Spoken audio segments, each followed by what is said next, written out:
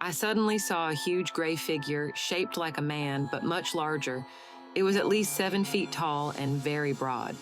What I noticed most were its eyes. It had large, round, fiercely glowing red eyes that hypnotized me. It's a wonder I didn't run off the road and have a wreck. As I slowed to look at it, a pair of wings unfolded from its back.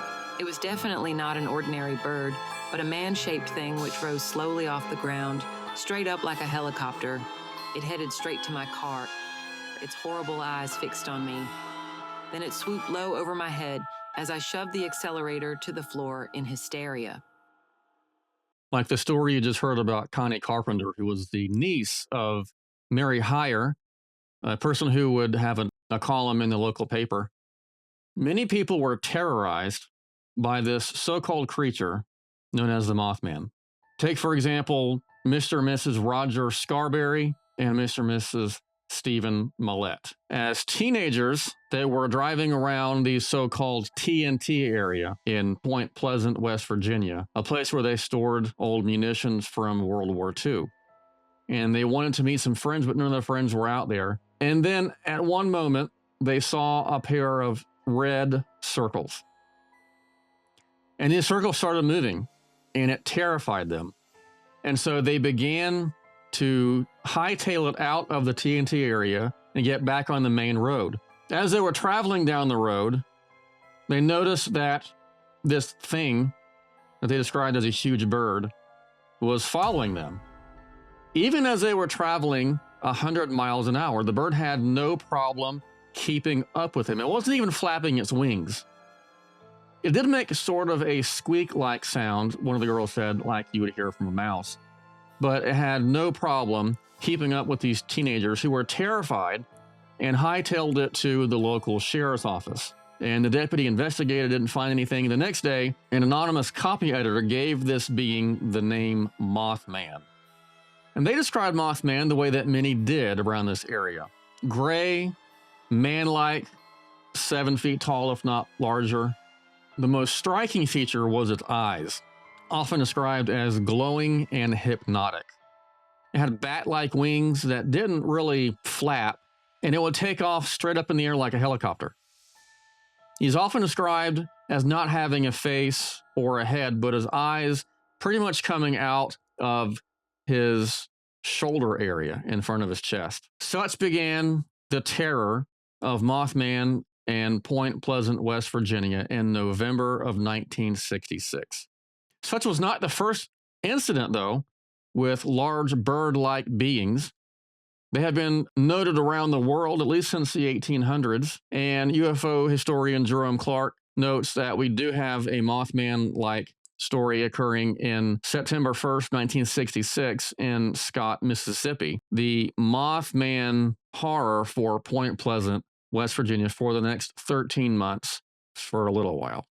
The Mothman is not the only being that would be considered paranormal or supernatural that would haunt this part of the country, as is somewhat normal for beings like Mothman or Bigfoot or poltergeist type activity or such things. UFOs also are part of the scene, and people would routinely witness UFOs and lights in the sky. One interesting part of this story would be a man by the name of John Keel. One evening, late in the middle of the night, on his way from Atlanta back to his home in New York, he had car trouble and stopped in this dark, desolate part of the country and knocked on someone's door and asked to use their phone. Being such an unusual type event, people didn't normally see others show up at their houses in the middle of the night dressed the way he was. In fact, he became known as a supernatural entity itself, and that encounter would spook many people. So John Keel would become part of the phenomena. But it wasn't just part of the phenomena in terms of being a misidentified human being. And while he never saw Mothman, he did have many paranormal and so-called supernatural events happen to him. For example, he would routinely see these UFOs that others in the area would see. He would have people call and no one be on the line and have these strange events happen to him. Another interesting thing that happened to him that was part of typical UFO stories is men in black. Such men would attempt to get John Keel to stop writing and talking about UFOs. These people would also intimidate his new friend, Mary Hyre, who wrote for the column, and said, "What would happen if someone told you to stop writing about these UFOs?" And she told him in no uncertain terms she would not do so. And such was the case for John Keel as well. What were these men in black? Many people believe that such figures are part of the CIA or the government. They do, in fact, pose as government officials most of the time. They claim to be agents of the government or officers for the Air Force. But in some of these occasions, they exhibit no real knowledge of what they should know regarding the military or other just normal everyday information. For example, one story around this area happened in a restaurant where one of these men came and asked for something to eat, and the waitress brought him a steak, and he didn't seem to know how to use the utensils. Another one didn't know how to eat Jell-O. He tried to drink it. And so these kinds of things really put the people around them on edge and made them wonder, who were they and where were they from? Keel described them as having very strange and unusual characteristics, looking oriental, having darker skin, olive skin, having clothes that weren't really in fashion yet or had gone out of fashion, driving typically black kinds of cars, just having something off about them, not being able to have a normal conversation, just not being right. So Keel developed this theory that maybe these men in black are not really part of the government, and you expect them to know things about the government or the Air Force if they were really from those entities. But Keel argued that maybe these people actually are part of the phenomenon themselves. Maybe they are part of the overall, what he would consider the deception of Mothman and UFOs and other such paranormal activity. Mothman would indeed terrorize people in and around the area of Point Pleasant for 13 months until a horrible event happened that gave rise to Keel's book, The Mothman Prophecies. It's sort of a misnomer, as there were no prophecies per se, but Mothman served as sort of an omen. The presence of Mothman, not only in Point Pleasant, but other kinds of creatures like him around the world, seemed to foretell in a foreboding, ominous kind of way of an impending disaster. Such occurred to Point Pleasant on December 15th, 1967, 13 months after the first sightings of Mothman in that area.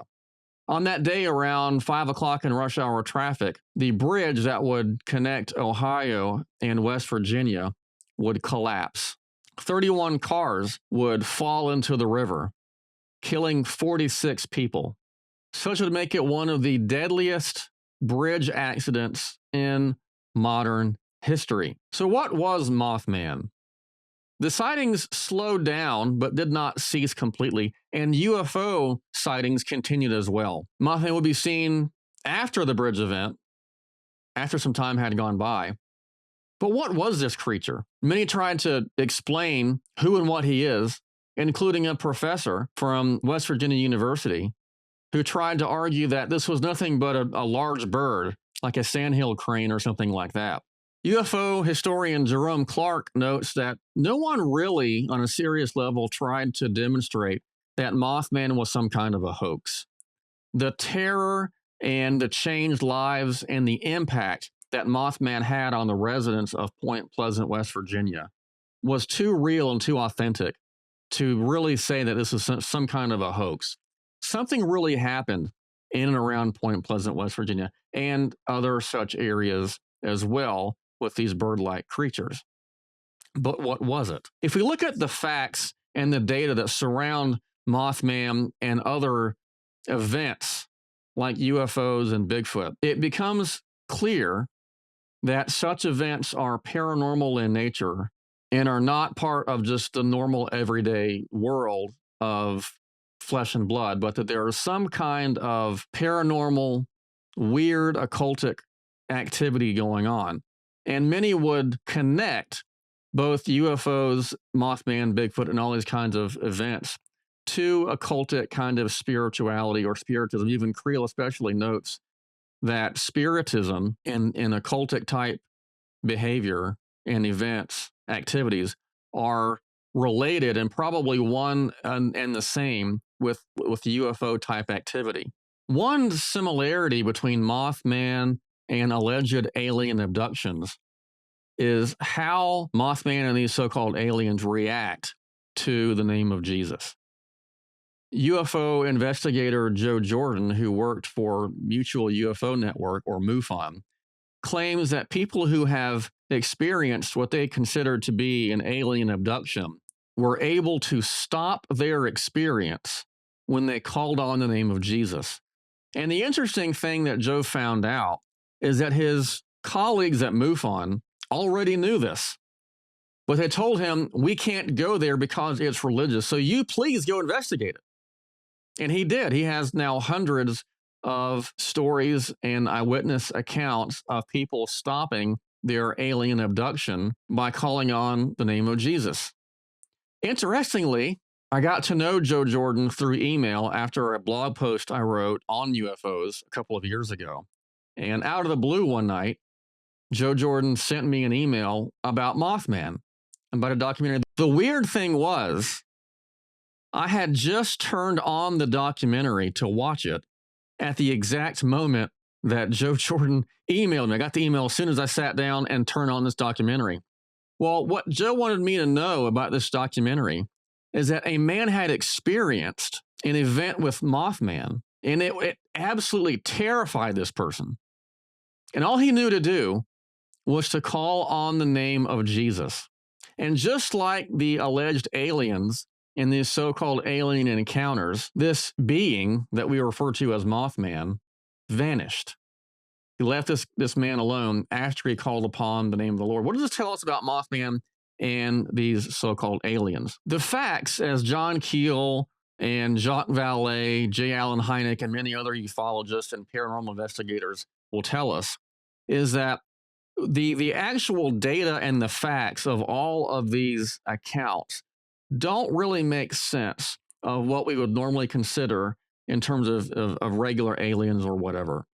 Rather, they're part of what they all would consider a deception. This is what got me interested initially in ufology or the study of UFOs. Namely, that you have non-Christians and sometimes anti-Christian, like John Keel, he's very anti-Christian in his first chapter on the Eighth Tower, a book called The Eighth Tower, is very anti-Christian. Jacques Vallée comes across as agnostic at best, but somewhat anti-Christian. But they're saying the same thing that Christians say, namely that this kind of events, UFOs and these cryptid events, are very deceptive, and they want to control our thoughts and reshape our worldview. And as Joe Jordan highlighted, and how he's written about in his own book called Piercing the Cosmic Veil, he has demonstrated that these kinds of beings behave and submit to the name of Jesus. So the deception takes many forms: UFOs, aliens, Mothman, Bigfoot, cryptids, ghosts, all kinds of things. But it's always the same deception. It's always the same phenomena with different personas or different faces or different ways of going about tricking people. In fact, sometimes these beings are called the trickster by those who aren't even Christians. But notice the deception that these paranormal beings want to bring upon unsuspecting people. And so what we have to do is be wary of opening doors that will allow us to be exposed to these kinds of paranormal activity. John Keel is one of the most explicit in saying we shouldn't get drawn into this, especially younger people. This kind of activity preys on the gullible and the paranoid and people who get too obsessed with it. And then if you're not careful, it will bring you in more and more and make you more and more obsessed. And the more you think it's real, the more you want to figure it out, the more obsessed you get and the more paranoid you get. And he and others have said that this is just like the occultic type activity and paranormal activity and even demonic possession. So be wary of opening doors. How do you open doors? Playing with paranormal, occultic, spiritual things, Ouija boards, going to psychics, astrologers, seeking after these kinds of spiritual experiences. And as terrifying and as scary as these kinds of events can be for people, we notice that they all bow the knee to the name of Jesus Christ. And so we have to close the doors and not open doors to these paranormal events, but protect ourselves through our relationship with Jesus, through prayer and reading his word. The church needs to address these issues as a whole, and this is a generality. The church does not like to talk about the paranormal for various reasons in my own theories. It's weird. It makes you look like you're a fruitcake. But people are experiencing all kinds of paranormal events in great numbers, whether it be UFO type events, whether it be ghosts. 20% of Americans have said they don't believe in ghosts, but believe that they haven't encountered a ghost. And so we have to be aware of these kinds of events and wary about the deception. If even non-Christians note the kinds of deception that go along with these kinds of phenomena, then we as Christians should be even more wary and take shelter in the name of Christ. So know that such creatures like Mothman and aliens and supposedly ghosts that are really demons, while they are terrifying in the moment if they are experienced, they too must bow the knee to Jesus Christ. Let us not be deceived, but let us seek after the one who is truth himself.